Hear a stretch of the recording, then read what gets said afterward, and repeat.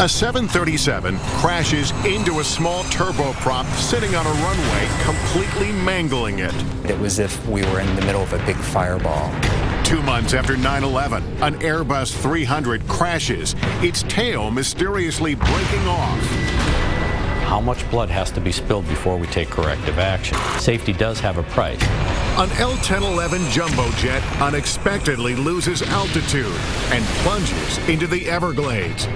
What triggers the disaster? Every bit of my clothing was blown right off. Just miles from a runway, a jet runs out of fuel and slams into a hillside. It doesn't take an aeronautics expert to know that if your engines go off, it's difficult to fly. And a routine Continental commuter flight suddenly pitches and nosedives into a crowded Buffalo suburb. We dropped the ball. Mistakes, oversights, distractions, and in some cases just poor judgment. All these crashes are caused by human error. The devastation to the entire operation is catastrophic. It's one of your own has potentially made an error that has resulted in this calamity, this tragedy.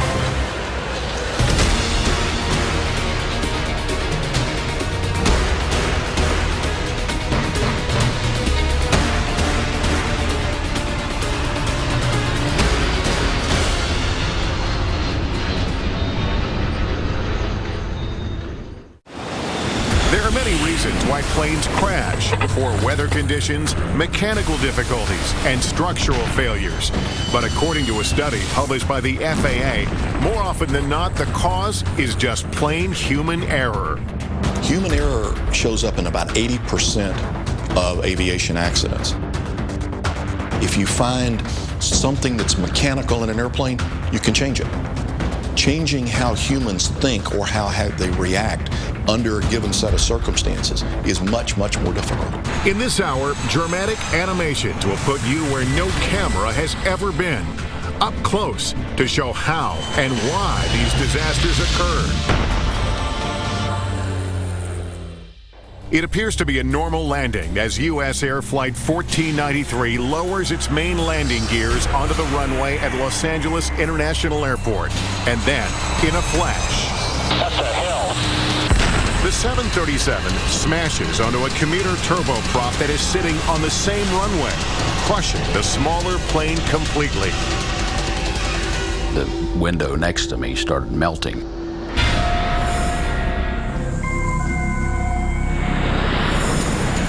In the early evening of February 1st, 1991, SkyWest Flight 5569, a turboprop carrying 10 passengers and 2 crew members, taxis toward an intersection of runway 24 left.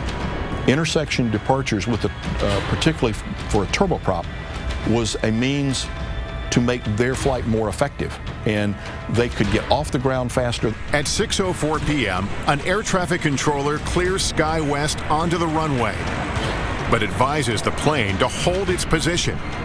And at that point is where one of the big causes of this accident sequence occur. She does not immediately clear them for takeoff. There's a delay. Every second that goes by, there's a mounting threat. That's because minutes earlier, U.S. Air Flight 1493, a 737 that began its journey in Syracuse, New York, had been cleared to land on that same runway. All they see is the menagerie of lights. It looks, in their mental picture, it looks like a normal landing runway. And as they're flying closer and closer, they still can't discern airplane lights from runway lights. They're all the same color. The Boeing 737's main landing gears touch down. Then, as the nose lowers, the landing lights reveal the turboprop. That's the first time the captain sees the plane. That's a hill.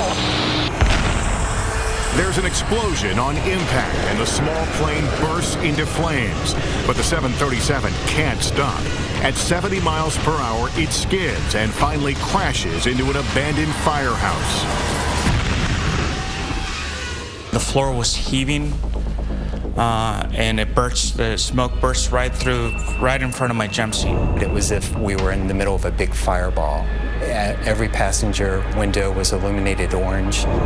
but I can see every passenger that can possibly have a view of me staring at me, looking for an answer. Flight attendants began shouting orders to evacuate, but because of the raging fire, none of the left exit doors can be used. The front right exit door is damaged and won't stay open. Only a few are able to escape from there. We jumped off the aircraft. I pushed the first person off the aircraft because I figure it's either you break your leg or you will not see your legs. The right wing exit becomes blocked, leaving only one more exit for passengers to escape, the right rear exit. In all, 67 of the 89 passengers and crew make it out alive. But not everyone makes it through the exit doors. We took a position on the nose of the airplane, and we happened to see that the co-pilot of the plane was trying to get out of the window. I took the ladder, small 12-foot ladder, and put it up to the nose of the airplane. And I was able to take a few steps up and help the co-pilot out, pull him out, and cradle him like a baby, bring him down, and then walk him with another fireman to safety. The captain and the senior flight attendant are among the victims. I remember feeling just a lot of sorrow. That 2 of my crew members died, that so many passengers died. With the focus on the 737, few even know there's a crushed turboprop underneath it. The small plane is twisted and mangled beyond recognition. There are no survivors. I did not know that we hit another aircraft until we were in the terminal, and they were doing triage on us. And I asked about the crew, and they said, "Which crew?" Investigators immediately began the grim task of finding out what went wrong. John Cox, who is now an MSNBC aviation analyst, was an investigator for the Airline Pilots Association at the time. As an aircraft accident investigator, it's one of the tougher ones that I have worked because there were still, some of the bodies were still in there. These things are always catastrophic to work, but it is absolutely vital that a group of people do this job so that we understand what happened and don't have a reoccurrence.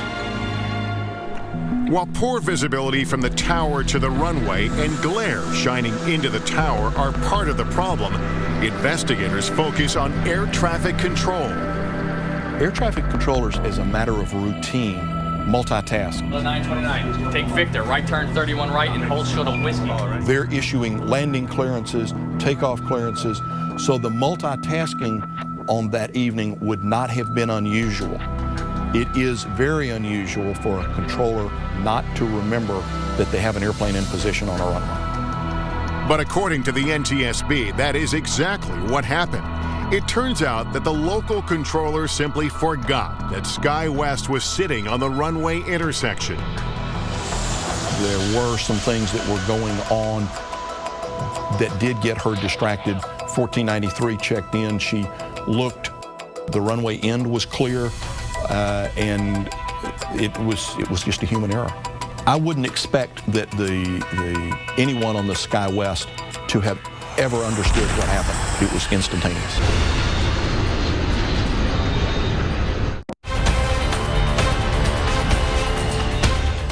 When U.S. Air Flight 1493 crashes into SkyWest Flight 5569, the aftermath is horrific. 22 people on the U.S. Air flight, including the captain, are killed. All 10 passengers and 2 crew members in the small SkyWest plane also die. I wouldn't expect that anyone on the SkyWest to have ever understood what happened. It was instantaneous. At the NTSB hearings, the air traffic controller, Robin Washer, testifies that she initially thought it was an act of terrorism. U.S. Air 1493 came over the threshold normally. When the aircraft blew up, I assumed that the aircraft had a bomb on board, then it blew up. Then Washer remembers another plane was on the runway. I went to the ground control and I said, see if you're in contact with SkyWest 569. I went to the supervisor and I told her, I said, this is what I believe U.S. Air hit. She has a responsibility to ensure its safety from other traffic. That didn't happen. The sound was almost overwhelming.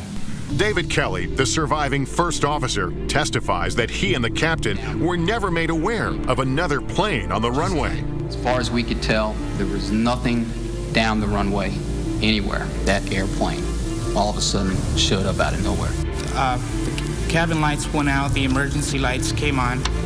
For Flight Attendant Bill Ibarra, who was critically injured, the hearing is an emotional experience. I was filled with gratitude when passengers who survived came over and thanked me for my actions. As a consequence of the collision, intersection departures at night are no longer permitted. And while on the runway, pilots are encouraged, though not required, to remind air traffic control that they are waiting for instructions. These types of procedures were completely capable of being done before the accident. This was a totally preventable accident. Across the country, and nearly 2 decades later, another crash caused by human error. Continental Connection Flight 3407 nears the Buffalo Airport for landing. The turboprop suddenly pitches up, stalls, and goes into a series of terrifying rolls. The pilot fights to gain control, but the plane plummets 1,600 feet into a house. This aircraft was 5 miles out, and all of a sudden we have no response to that aircraft.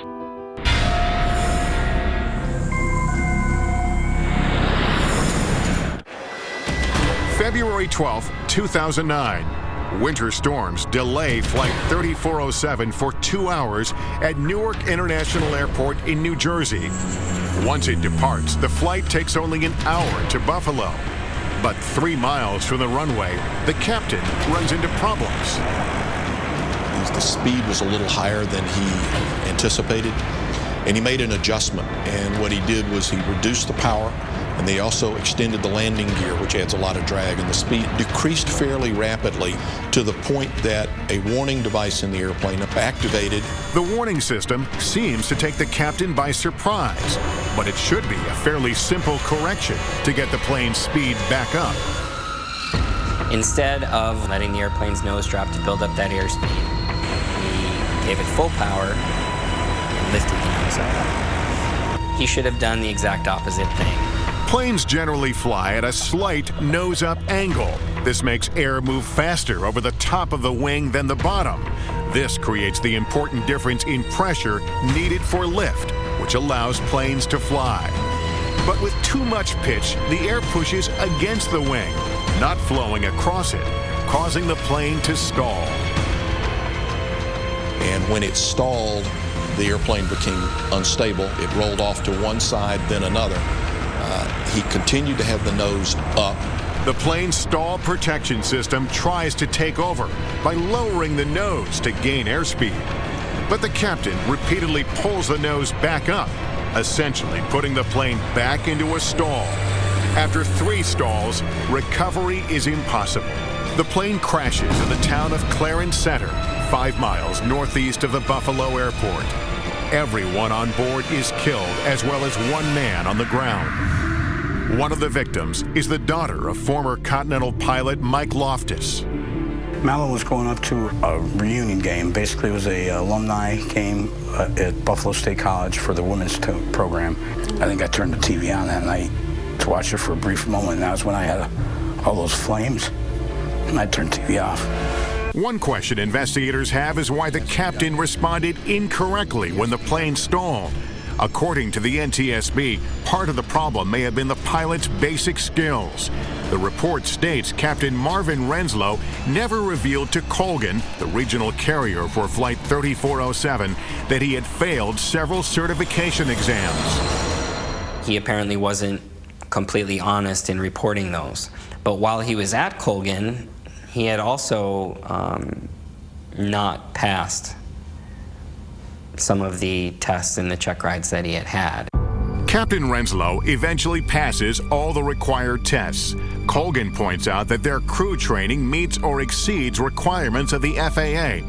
But former Inspector General of the Department of Transportation, Mary Schiavo, points to what she sees as a problem with the regional airlines in general: cost cutting. Their whole business model, is to fly inexpensive aircraft and save a lot of money because they have a fixed price contract. So if they can fly cheap planes cheaply, they make money under their contract. If they have more expensive pilots and more expensive planes, they don't. The Regional Airlines Association disputes that and told NBC News their focus is on safety, professionalism, and reliability of service. Still, there are differences within the industry on how much flying time is required to pilot a commercial airplane.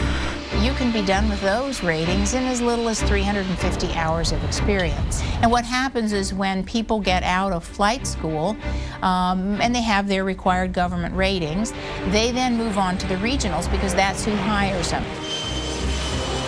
While major airlines usually pay better, they also demand that new hires have 1,500 flight hours or more. Further blame could lie with how Colgan trained its pilots on the Q400 stall protection system. Although it satisfied FAA standards, some of the training was done solely in a classroom setting, not hands-on. 15 minutes, that's all they're asking out of a training program, and they didn't even do that.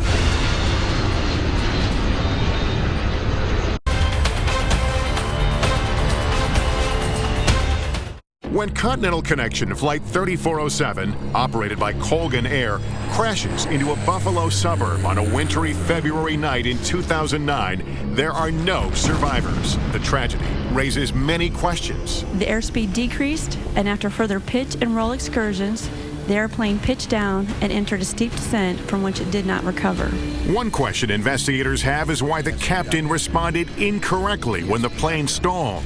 According to the NTSB, part of the problem may have been the pilot's basic skills. The NTSB report also focuses on crew fatigue. Both the captain and co-pilot spent the night not in a hotel or their own beds, but instead in a crew lounge, against Colgan policy. And once behind the controls, they violated the sterile cockpit rule, which may have been the cause of their distraction. During takeoffs and approach to landings, the pilot and the co-pilot, the entire crew, can talk about nothing but the flight at hand. The idle conversation that was going on seems to have distracted them long enough for the aircraft to get to that point where it was a jarring moment that caused him to react. The crash sparks enough debate that in the summer of 2010, the president signs a bill passed by Congress requiring commercial pilots have a minimum of 1,500 hours of flying time. But even beyond that, there are a score of other safety provisions. They would require the FAA to get much more tough on pilot fatigue. They would require that the airlines disclose who's actually operating their flights so that no longer could people buy a ticket on Colgan without knowing it. So this legislation is very significant. The companies let them down a lot. They didn't give them the tools they needed, I think, is really what it came down to. You got two relatively inexperienced pilots. It's the fact of life. 8 years earlier, there was another air disaster over New York, also caused by human error. An Airbus A300 takes off from JFK Airport to Santo Domingo in the Dominican Republic. Soon after takeoff, the plane encounters severe turbulence. It rolls, pitches, and then suddenly the tail snaps off. The plane nosedives into a residential area in Queens, New York. All the people that were on that airplane went for a very harrowing ride in the last minute of flight going into the ground. All 260 people on board are killed, as well as 5 people on the ground, leaving investigators wondering how and why the tail would snap off an airplane.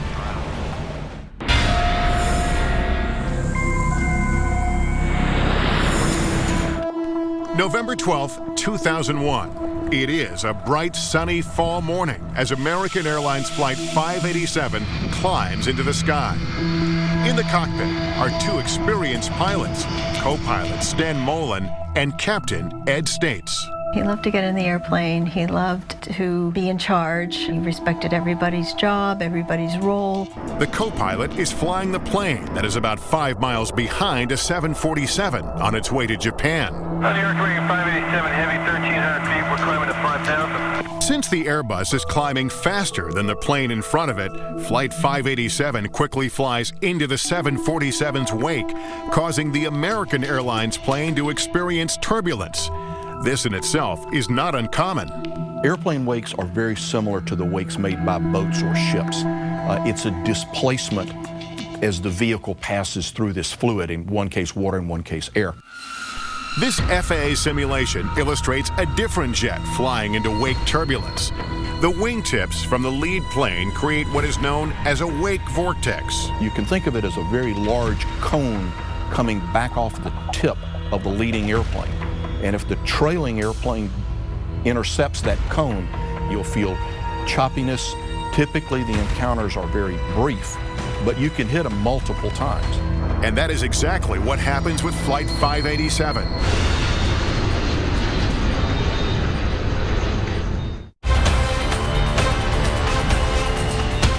An Airbus A300 takes off from JFK Airport to Santo Domingo in the Dominican Republic.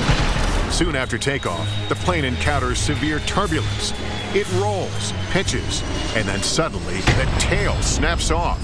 The plane nosedives into a residential area in Queens, New York. All 260 people on board are killed, as well as 5 people on the ground, leaving investigators wondering how and why the tail would snap off an airplane. The co-pilot is flying the plane that is about 5 miles behind a 747 on its way to Japan. Since the Airbus is climbing faster than the plane in front of it, Flight 587 quickly flies into the 747's wake, causing the American Airlines plane to experience turbulence. This FAA simulation illustrates a different jet flying into wake turbulence. The wingtips from the lead plane create what is known as a wake vortex. There are 2 wake encounters. Although invisible to the eye, they are displayed here in our animation. The first wake causes the plane to roll to the left, and the co-pilot quickly puts it back on course. But then, 15 seconds later, the plane is caught in a second wake. When this pilot got into the wake turbulence, the airplane started to roll. He put in flight control corrections that he thought was necessary to get the airplane back to a wings level state. But instead of leveling out, the plane moves violently on all 3 axes of flight. Left and right rolls, side-to-side motion, and up and down. Then, the unthinkable happens. The tail snaps off.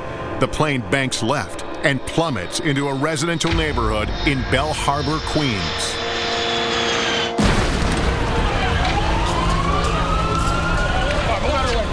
Just 2 minutes and 24 seconds after a routine takeoff, everyone on Flight 587 is gone. Go ahead. Yeah, just to let you know, we saw a huge, tremendous amount of black smoke south of Long Island. Captain Ed States' wife, Mary, is home when she finds out about a crash in Long Island and contacts American Airlines. I got one of the chief pilots in New York. And it wasn't it wasn't the ideal way of telling me, but I said, was Ed the pilot? And they said yes. A devastating loss of life, a horrible scene in a residential neighborhood. It looks like a war zone. If you've seen anything on television, it's just terrible. Just 2 months after 9/11, people are wondering, could this be another terrorist attack? Everyone should remain calm. We talked to the White House several times. There's air cover. In this anxious climate, the NTSB works to find the reason the tail of the plane broke off. The scars from 9/11 are still very raw. The industry was recovering. Traffic was down. People were apprehensive. It was a period of time that, after 40 years of being in the industry, I've never seen before or since. I see the plane. The engine fall down. 2 months after the attack, another plane is down. And at first, an act of terrorism is feared. We've preliminarily put the city on high alert, so we've closed certain things down just to make sure that we find out what this is all about. Former Inspector General of the Department of Transportation, Mary Schiavo, followed the investigation. That was everybody's first thought, but there were a number of clues, and they came out really quickly that it wasn't, because you had the cockpit voice recording. And then when they found part of the plane was detached from the plane itself, I mean, you knew right away, because pieces of the plane just are not ever supposed to fall off. Once terrorism is eliminated as the cause, investigators focus on why the tail broke off. It takes more than 2 years before the NTSB findings are released. According to the report, the cause of the crash is the separation of the tail or vertical stabilizer due to the first officer's excessive use of the rudder pedal. The entire vertical fin, which is the vertical stabilizer as well as the rudder, separated from the fuselage, and the airplane at that time became no longer controllable. Normally, pilots only use controls called ailerons and flight spoilers to roll the airplane to wings level. These are panels located on the wing. The co-pilot does this, but he also uses the rudder. This is the panel attached to the vertical stabilizer, or the tail. It moves the plane from side to side. The rudder is operated by moving 2 foot pedals on the floor of the flight deck, forward or back. It was his reaction and the overuse of the rudder during this encounter that generated forces that were large enough to actually snap the fin, the vertical fin, off. MSNBC aviation analyst John Cox is satisfied with the findings, but the report is controversial. Aviation safety consultant Greg Feith believes a closer examination is necessary. It's easy to say that the pilot put too much. The question is why, and that question to this day still hasn't been answered. The NTSB in its public hearing actually identified 11 events that had taken place involving these high loads where the vertical stabilizers fortunately did not separate. So now you have a trend here, you have a history, you have a historical record. But what I see in their investigation was they looked at all of these things in isolation rather than trying to find not only why the loads occurred, but how they occurred. And Mary Schiavo believes there is another issue. In their accident investigation, they have to rely on the manufacturers.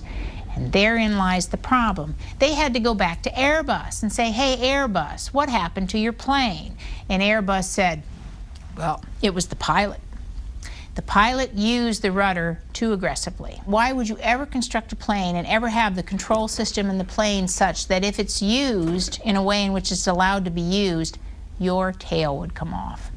It is unthinkable. Airbus told NBC News that it was not a design flaw that caused the tail to break off. It was pilot error.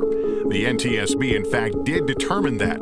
It also found that the American Airlines training program overemphasized the use of the rudder pedal inputs. Going a step further, John Cox says the rudder should never be used in wake turbulence.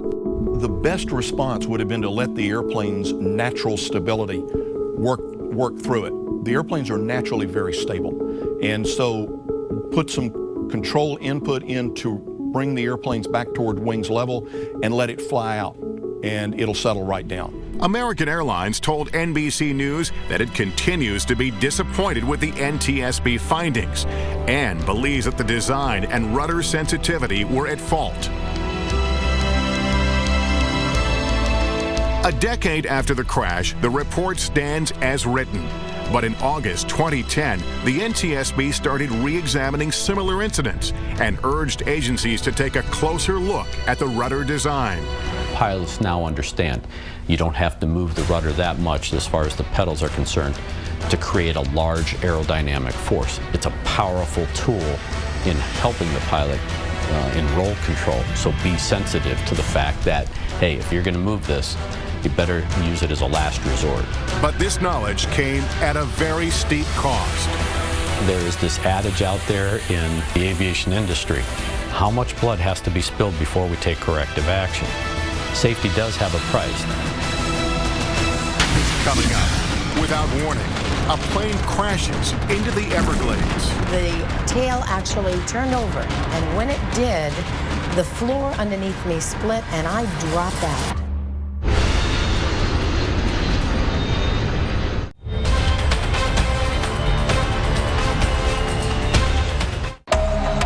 A jet is flying over the Florida Everglades while the crew is trying to fix a problem with the nose gear. It shouldn't be a crisis situation, but it quickly becomes one. The L-1011 crashes into the swamp, killing more than 100 people. What amazed me was they said that it was unsurvivable. How do you come out of that?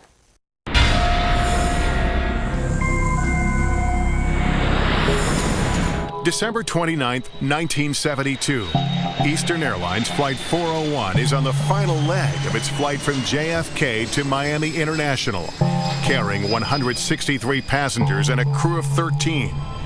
Ron and Lily Infantino were just married 20 days before and are now returning home from their honeymoon. It was a perfect flight, smooth, calm air.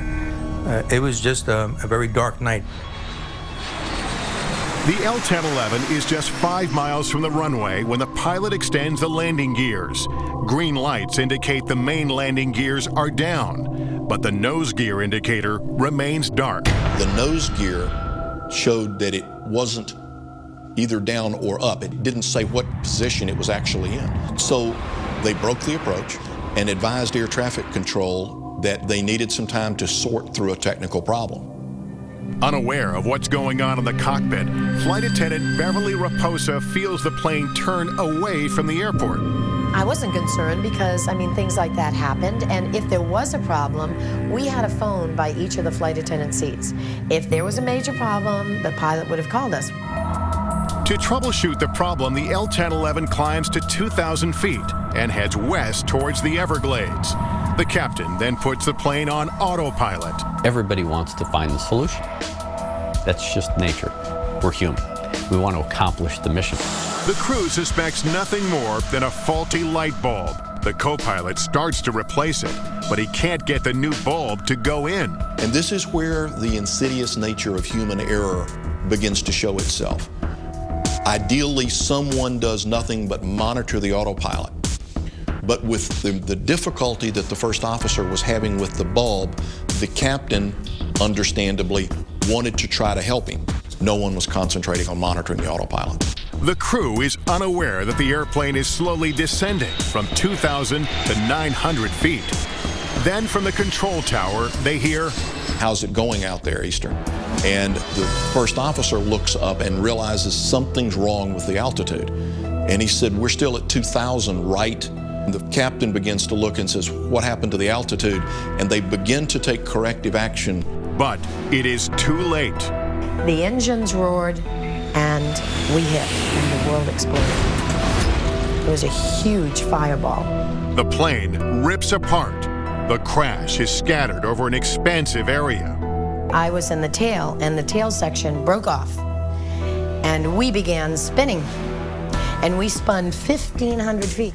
And at the end of the spin, the tail actually turned over. And when it did, the floor underneath me split and I dropped out. In the swamp, Raposa is still strapped to her seat as jet fuel rains down on her. There is absolute silence. Initially, I screamed, "Somebody help me." And I couldn't hear anyone. And I'm thinking to myself, oh my gosh, I may be the only survivor. But she is not alone. I have never been in anything so dark in my entire life. That's how dark it was. And I tell people, the only time you could tell somebody was in front of you, you could smell their breath. Otherwise, you would never know they're there. Passenger Ron Infantino is also one of the 75 passengers and crew that miraculously survive. Swamp water is up to his chin. Every bit of my clothing was blown right off. The only thing I had left was the rims of my socks. That was the only thing. And I thought it was a nightmare. I couldn't believe. I was totally in shock. And then, of course, I'm yelling for my wife, and that was the last I ever saw of her. I never saw her again. Ron's wife, Lily, actually survives the impact, but is knocked unconscious and drowns face down in the water. The captain and co-pilot are also killed, along with 98 others. But what caused the plane to crash? The mystery lies in why the autopilot suddenly failed to hold its altitude. It turns out it wasn't a mechanical failure, but rather human error. According to the NTSB report, when the captain leans across to help with a light bulb in the landing gear indicator, he hits the control column, shutting off the autopilot. The warning chime went off, but no one seemed to notice. The crew not only didn't respond to it, they didn't actually hear it, or if they did, they didn't process the significance of it. It turned into a fiasco. Everybody was concentrating on this light bulb. Further deepening the tragedy, investigators discovered the nose gear had been down the whole time. It should be noted that planes can still land safely with just the main landing gear like this. But aviation experts say the crew followed the correct procedure. Pilots always carry reserve fuel on the airplanes so that there wasn't a pressing time criticality of we have to go land now. If they landed with the nose gear up, it's going to cause damage to it. It's going to be out of service for a period of time. There's going to be an investigation. Out of this 1972 tragedy came Crew Resource Management, or CRM, a training requirement that now ensures that someone must always monitor the airplane flight path. If there's a problem today, that crew resource management means the captain has to designate somebody to stay in control of the plane while they try to resolve the problem, whether it's in the cockpit or whether it's in the cabin. Improvements have also been made to the autopilot.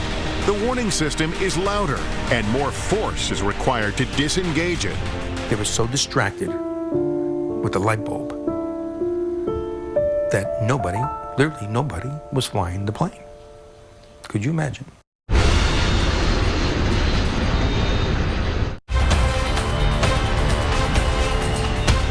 A Boeing 707 is just a few miles from its destination when all four of the plane's engines fail. Avianca 052, radar contact lost. The jet silently falls through the clouds, slamming into a wooded hill on Long Island, New York, killing 73 people on board. There are no mechanical failures, no structural problems of any kind. It turns out the plane simply runs out of fuel. But how can such a fatal blunder happen? January 25th, 1990, when Avianca Flight 52 leaves Medellin, Colombia, just after 3 p.m., the tanks have more than enough fuel for the 2,100-mile trip to New York. They had approximately 81,000 pounds of jet fuel on the airplane when they departed. They had done the calculations for the flight plan, the amount of fuel they would burn going to New York, a reserve, some holding fuel, and then also enough fuel to go to Boston and land. With more than enough fuel, that shouldn't be a problem, but it soon becomes one. In New York, the weather was bad, so as they came up the East Coast, they began to be issued holding instructions, and they held for 3 different times. The delays total 77 minutes. Around 8:20 p.m., they have only a little more than 14,000 pounds of fuel left, enough for another hour or so in the air. During those holding patterns, that's when the flight engineer should have made sure that the fuel levels were fine. And Avianca 052 Heavy, I'm going to bring you about 15 miles northeast and then turn you back home for the approach. Is that fine with you and your fuel? I guess so. Thank you very much. They inquired with air traffic controllers about how much longer it was going to be. They were complaining about their fuel levels. Air traffic control asked where their alternate was, which was filed for Boston. But the first officer, who was the pilot handling the radios, told them that they could no longer make Boston. And that very significant statement was lost on air traffic control. At 9:22 p.m., Avianca Flight 52 is finally cleared to land. But with an extremely low cloud ceiling above JFK and strong wind shear, the pilot misses the attempt. The plane is again diverted from the airport. Nowhere did the first officer ever use the word emergency. If that word had been used, they would have given them immediate priority to try to get them on the ground. Avianca 52, climb maintain 3,000. Negative, sir. We were just running out of fuel. We were good. Okay, 3,000, that would be good. Okay. At 9:34 p.m., Flight 52 runs out of fuel. The engines flame out.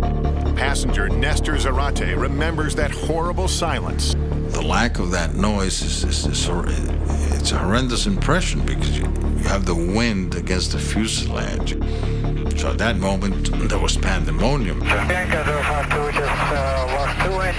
The crew calmly tells air traffic control that the engines have failed. They are quickly routed back to JFK, but it is too late. When the Boeing 707 crashes into a hillside in Oyster Bay, the cockpit breaks off, killing the pilots and flight engineer. They are only 16 miles from the airport. Come on, somebody get the back here. Miraculously, 85 of 158 people on board survive impact. They are pinned beneath the wreckage, but there is no fire. Clearly, the plane had been filled with fuel that would have been all incinerated. The NTSB report says the cause of the crash is human error, that simply the flight crew did not effectively manage their fuel or convey how low the fuel levels were. When we talked to the controllers today at the TRACON, none of them were aware of the priority concern and the fuel concern. The crash of Avianca Flight 52 shows that despite dramatic advances in aviation technology, clear communication from the cockpit to air traffic control is key to a safe flight.